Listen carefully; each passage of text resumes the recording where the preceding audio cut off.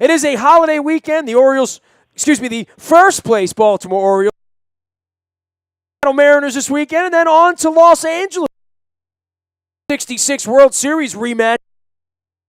Goes back that far. He's one of my favorite people in an industry full of vagabonds, crooks, and bad people. He's one of the good guys. Chet Kopic has been my longtime friend now, 2 decades, from Chicago, Illinois. He is a sports radio legend and one of the guys that sort of paved the way for guys like me to do what I do. And he comes to us under some sad conditions. Kopic, why don't I call you more often?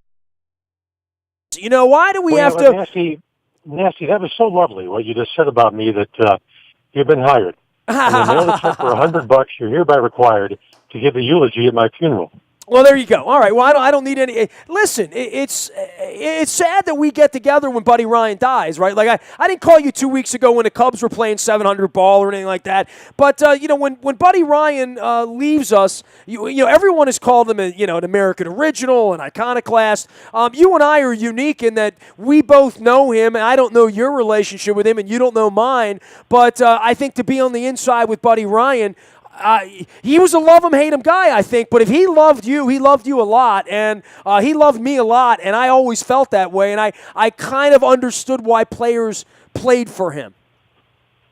Well, Nancy, I think you bring up valid points. I had the good fortune to know Buddy, pretty well. And let me bring something to your listeners' attention that I think is really interesting and explains the genesis of the rift between Mike Ditka and Buddy Ryan. 1981, under Neil Armstrong, they're having a rotten year. I mean, just an abominable year. Terrible offense, fairly good defense. Late in the year, Gary Fensick and Alan Page, who had played with the Vikings, got together and orchestrated a letter to the Papa Bear, the founder, George Halas, the guy who delivers the NFL, babysits it through the Depression, World War II, into the TV era. The gist of the letter, we know there's going to be change. Please retain Buddy Ryan. He's terrific. If we lose him, it sets our defense back a year, maybe 2 years. The old man, George Halas, was so impressed by the tenor of the letter, Nasty, that he not only retained Buddy, but he retained him and gave him a 4-year deal with fresh money. Now, this is before, mind you, Coach Halas brings in Mike Ditka, who's running special teams Good Morning in Dallas for Landry. So the essence of it is, Buddy felt like he should have been named head coach. So when Ditka arrives, there's an immediate schism between the two of them. Then you've got 2 outsized personalities. So, over the years, it was not unusual, Nestor, and I'm sure you're probably aware of this, that frequently Ryan wouldn't even show Ditka the defensive game plan. He would leave it on Mary, Mike's secretary's desk, to show to Ditka because the two of them never spoke to each other.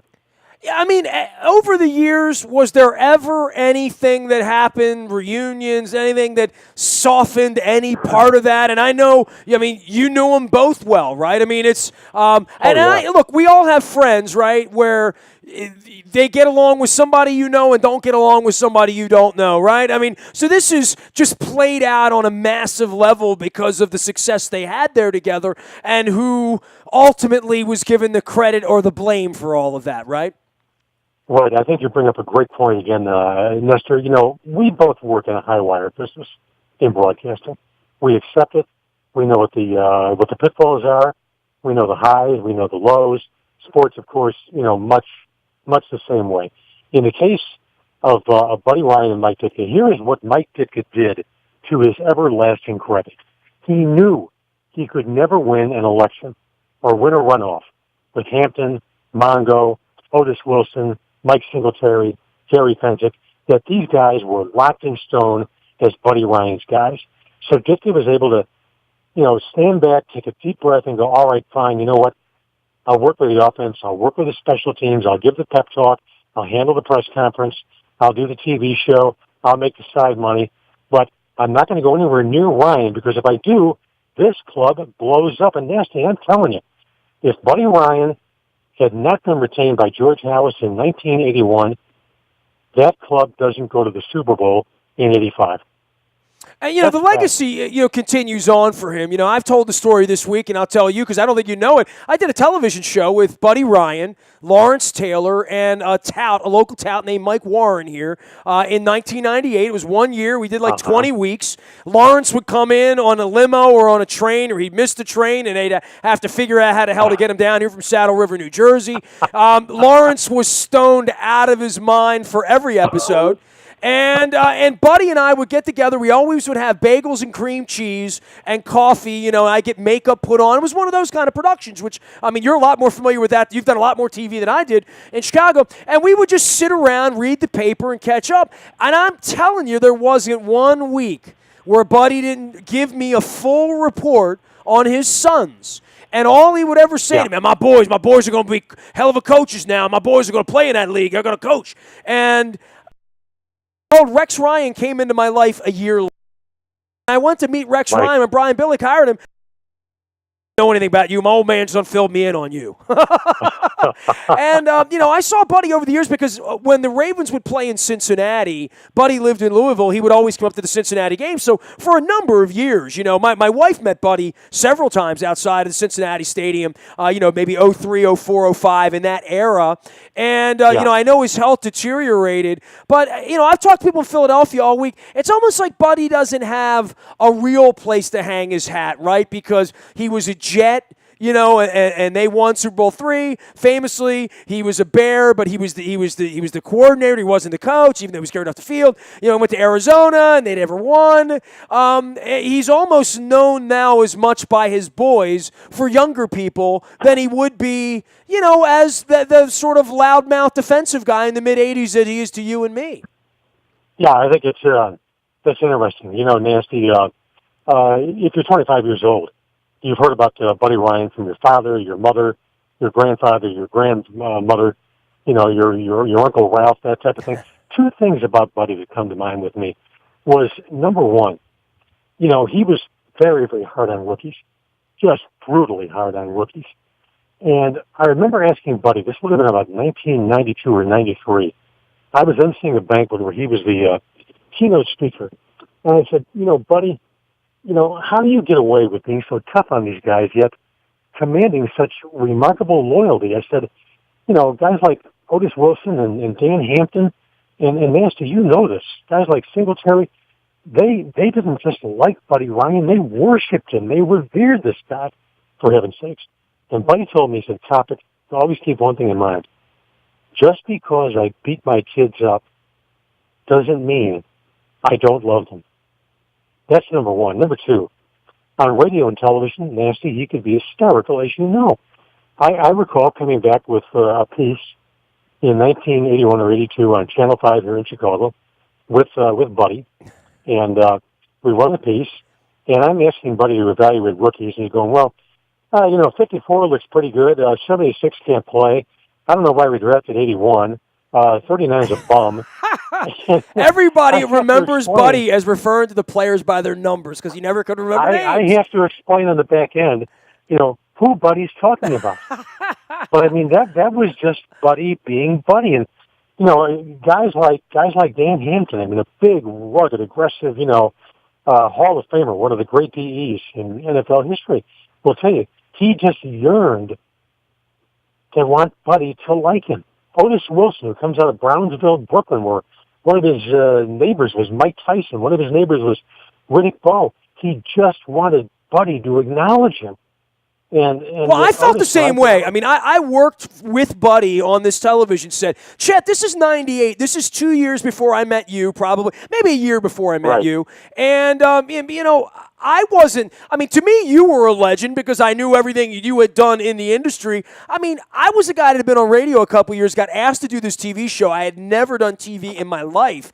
And the first time I'm sitting on a set running a show, the only time I've ever done this, literally, even 20 years later, that I've sat and run a television show as the host of the show was this thing that I don't know whether it's qualified or unqualified, but Buddy to my left, Lawrence Taylor to my right, and And, my partner at the time, Steve, was a Giants fan, right? And, just wanted to meet Lawrence Taylor. And I was an Eagles season ticket holder in the 80s when Buddy and Randall Cunningham was after the Colts had left town. So to me, Buddy was larger than life. And Buddy liked me instantly because he thought I was competent. And I never, gosh, Buddy Ryan thinks I'm competent. I must be, right? I mean, he instilled in a young guy. Right, I felt that thing from him. He did not suffer fools. He made snap judgments about reporters. Absolute snap judgments. I mean, I saw this guy on a number of occasions up at Hallis Hall in Lake Forest, where the Bears, of course, maintain their team headquarters. I saw him literally write guys off in one day because they'd asked a question that Buddy thought was illogical. Conversely, if you talk to Buddy and he felt like, all right, you're sincere, you're doing your homework, you're never going to know as much as I do, but you obviously respect my game and what I'm trying to do, Buddy would do anything for you. And that's the relationship I had with him. I remember the first night I was nervous. I had never had makeup on my face, since I was in Pippin in the 10th grade, literally, right? And the little thing in the ear where the producer talks to you. I mean, all of that, I was all foreign to me. I kind of acted like I'd been there before, right? And I'm nervous that Buddy on, and it was over with. Before I started, I said, Mr. Ryan, call me Buddy now. And I said, Mr. Ryan, I've never done this before. And I was done. He's like, oh, shit, you're natural, kid. I ain't gonna worry about you, And from then on, we were cool. And I smile when I think about him because my experience with him was so rich because he was so famous. He was, such an iconic guy. But immediately we hit it off. And it's not always that way, Chet. I am an acquired taste, you would admit, right? Oh, without question. I mean, that's the beauty of you, Nancy, is that you are much like Buddy. I mean, you're an absolute original. I mean, you're Gorgeous George meets Hulk Hogan. I mean, Nancy, to put Buddy in this context, really. Now, I'm obviously a little bit older than you are. Then again, I'm older than God. I always thought the first really recognized assistant coach in the NFL was Phil Bankston with Lombardi up in Green Bay. But I think in the pantheon of great assistant coaches, who has been given more reverence over the years than Buddy Ryan? Well, nobody else. I mean, as a head coach, but you can say Tony Dungy had the Tampa 2 and then went. I mean, he won a championship on his own. Buddy never won anything on his own, right? I mean, and anybody in Philadelphia and Arizona would point that out, right? And but I agree. I mean, the 46 defense that is Buddy Ryan. They should rename it the Buddy defense. Really, honestly, right? I mean, he invented a defense that 30 years later is still being utilized, employed, and effective in the National Football League. And to your point, all he ever really was known at was an assistant coach. And, maybe Dick LeBeau would have a little bit of that and some other real innovators in the game, the late Jim Johnson, of course. But I would agree with you, Buddy was the first rock star assistant coach, right? Right. I mean, he's the only assistant coach ever carried out the field by his defensive players after winning a Super Bowl. I felt really blessed, Nancy, to be around this guy. Every time I spent time with Buddy, he was interesting. He was a curmudgeon. He was unpredictable, but you learned something about the game. And again, I mean, I called Otis Wilson, as I mentioned earlier. I called him yesterday morning about 7:30 when I got my first call about the news, and he was just in tears. And this city during the week as we speak has really been just saddened by the loss of Buddy. I mean, far more than you would think with a man who was an assistant coach who hadn't coached in Chicago since January 26th, 1986, when the Bears crushed Easton and the Pats in the Super Bowl. But I mean, there was something about this guy. What it really was, Nancy, was Buddy was Chicago. Buddy was what we're all about.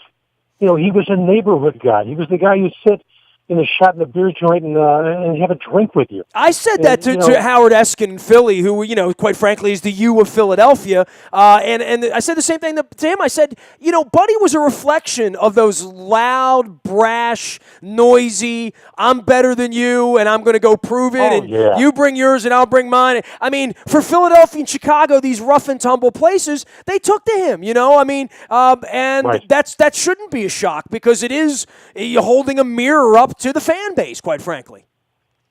Nasty, think about Dave Duerson, the former defensive back out of Notre Dame, who sadly, we lost tragically. The guy who was a victim of CTE, great defensive back. In 1985, Todd Bell out of Ohio State, a prolific, strong safety, holds out the entire year. Misses the Super Bowl glory, misses the parade, the winner's check, the whole 9 yards.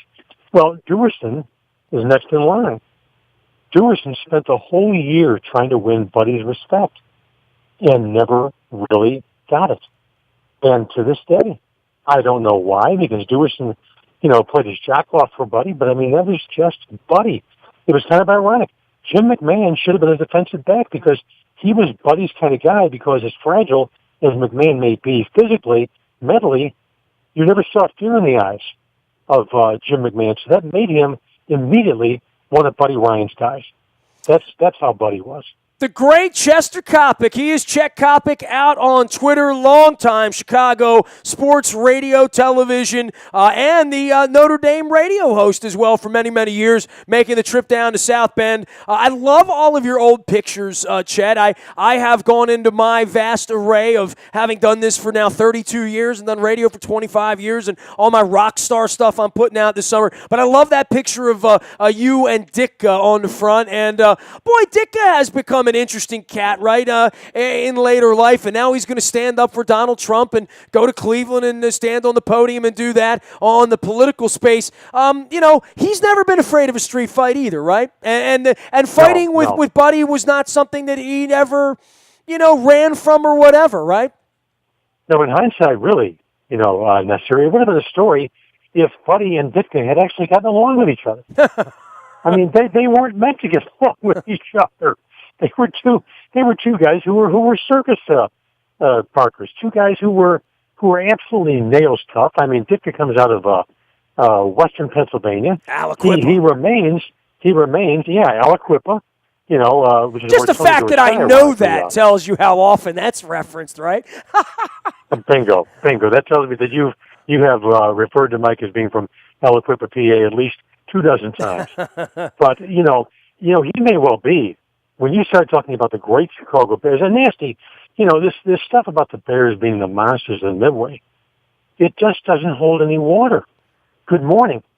Since the Sid Luckman era, back in the 40s, the Bears have won 2 world titles over the last 70 years. 70 years, for God's sakes. But what perpetuates the myth? Well, Ditka, Butkus, Payton, Urlacher, Briggs, Hampton, guys like that. And, if you had to ask me inch for inch, pound for pound, who's the greatest Chicago Bear I've ever seen? And I'll be attending my 65th consecutive Chicago Bear opener this September. That's impossible because you just turned 52, by the way. No, I just turned 90. I would have to go with Walter Payton, but Ditka would be in my top 5 along with Butkus. People just do not realize, Nasty, how great Ditka was. He wasn't just good. He was the most wicked, vicious, physical tight end I have ever seen. Well, it's interesting that when you talk about Buddy Ryan, you almost have to talk about Ditka, right? If you're going to talk about that 85 team, forever they have. Yeah, for better or worse, they're Mick and Keith, even if they don't want to admit it. Chet Kopic joining us here from Chicago. Hey, man, you got Cubs fever out there. What's going on with you? Well, you know what? Listen, Nasty, in this town, one thing about the Cubs is this. If you're a Cub fan, you're born neurotic. And you're going to remain neurotic your entire life. Last week they dared to go down to Marlins Park and get knocked off a couple of times. Pitching didn't look all that good, so naturally the whole city goes into a panic. It's a good club, Nasty, but the pitching staff has got some question marks. There are some injuries. I'm not entirely certain that this isn't going to wind up being another one of those grandiose, put in stone Chicago Cubs personally manufactured disappointments. I just have that feeling this club is not going to pan out the way so many people think it should. Arrieta all of a sudden looks very human. Oh, by the way, I know the human side of Arrieta. I'm from Baltimore, Chet. Oh, believe me, you have seen the subhuman side of Jake Arrieta. Well, for me, with the Cubs story is going to be the summer and what they do to augment the bullpen, right? I mean, for whatever team, some teams are going to be out there sniffing around to improve their team. Look, I sit here, Chad, I've been doing radio 25 years. Do you know how many 4th of July weekends I can say the first-place Baltimore Orioles? I think there have been 3. My gosh. I think there have been 3 in 25 years. So it's rarefied air to get to a chance where you can win. And as guys watch the Cubs all your life, you know that as well. I think they will be very active in the market, and I think that's something that Theo would get involved in. And Joe Matt, they've never had leadership like this before, Chet. No, it's kind of interesting because the most overrated manager, in my opinion, Major League Baseball history, is Leo DeRocher, who, of course, was in charge of the Cubs during the legendary 1969 collapse. Leo completely mishandled the bullpen. Didn't use his bench, exhausted his club. That was a club that should have ran away and hid. Yeah, see, that was a club. August 19th of 69, I'm in Cubs Park. Kenny Holtzman no-hits the Atlanta Braves. Cubs lead by 9.5 games. 9.5 games. 3 weeks later, they're in second place. It's amazing, like in the modern era, we don't see collapses like that because so many teams have a chance to be a wild card, right? I mean, that's an incredible story because of the era, and that was the first year of divisional play as well. But that kind of lead should be insurmountable. I mean, we always hear about the Phillies from in the early ¡60s as well. The Orioles had a big collapse in ¡64 as well, and obviously the Red Sox and the Yankees in '77. But that Cubs collapse, interesting that we remember the managers when those things go wrong, right? Well, I think the mother of all collapses, really, that I recall, is Boston. That was Don Zimmer's Boston team, right? It was, yes. Bucky Dent. I mean, they just hit the wall with injuries. I remember them going into Yankee Stadium in September. I was in New Orleans for I want to say the Ali Spinks fight, I think. But I remember that is still, to me, along with Market Philadelphia, those are the mothers of all collapses. Chet Kopic joining us here from Chicago, Illinois. And, hey, man, good luck to the Cubs. I'll check back in with you later on in the summer. I'm coming in to Wrigley Field, not for baseball. I'm coming in for Pearl Jam in August. So I will be spending a few nights in your fair city there. It would have been an upset to me if you were not coming in for Pearl Jam. I missed it last time. I missed the thunderstorms and all that stuff. So I almost got in there for some soccer this summer, too. But, hey, man, always great to catch up with you, my brother. Keep the faith. Nasty. Stay straight. I'll see you in Chicago terrific. Later on in the summer, all right? You are terrific. And in the pantheon of great characters I've met in this racket over the years, I mean, you are a top 10 nominee, believe me. I love you, Always Chet. A pleasure. You take care, Nestor. My best to you, brother. Appreciate you. Chet Kopic. I work with Chet at the turn of the century. I like to say that. Back at the turn of the century, Chet and I used to work together in Northbrook, Illinois. And I met Chet many, many years ago. And, wow, it's one of my favorite dudes. By the way, Chet comes to our tailgates when the Ravens play in Chicago. Chet's always there, bending an elbow, hanging out with us, having an iced tea and a refreshment. I think we had a salad and a meatball last time we were there. But Chicago, Illinois, Chet Kopic owns that town. And little buddy Ryan story there for you as well. All right, it is 4th of July weekend. I will be out on the internet doing what I do on Facebook, Twitter, having some fun, probably bending the elbow myself in the beer garden over at the Heritage Fair in Dundalk before it's all over with. You can find anything you miss in the Buy a Toyota audio vault 24 hours a day from anywhere in the world on your mobile device. Just download the TuneIn Radio app. We do come in crystal clear. The morning newspaper reaches your email inbox at 7 a.m. each and every morning. It's free, and it's powered up by Planet Fitness and PlanetFitness.com, where it's still still $10 a month to get in the best shape of your life. Any breaking news? What happened first on the WNST Tech Service? That is powered up by our friends at Coons Ford of Security Boulevard. Dennis is here on Thursday driving you home. I'm putting together the rock and roll memories from the 1980s and 90s at WNST Rock Week. That's the hashtag. We're going to get that out the week of July 11th. You'll want to listen in and tune in and see all my funny old pictures. Just me and Chet Kopic with funny old pictures. I don't have any funny old pictures with Chet Kopic, though. I think we have some pictures together from Chicago at some point along the line. He once got me tickets to see the Bodines at a legendary theater in Chicago. Chet Kopic, man. You want to mess with his Rolodex in Chicago, believe you me. We are WNST.net, AM 1570, and WNST Taos in Baltimore. And we never stop talking Baltimore sports. Hey, my man, an absolute pleasure.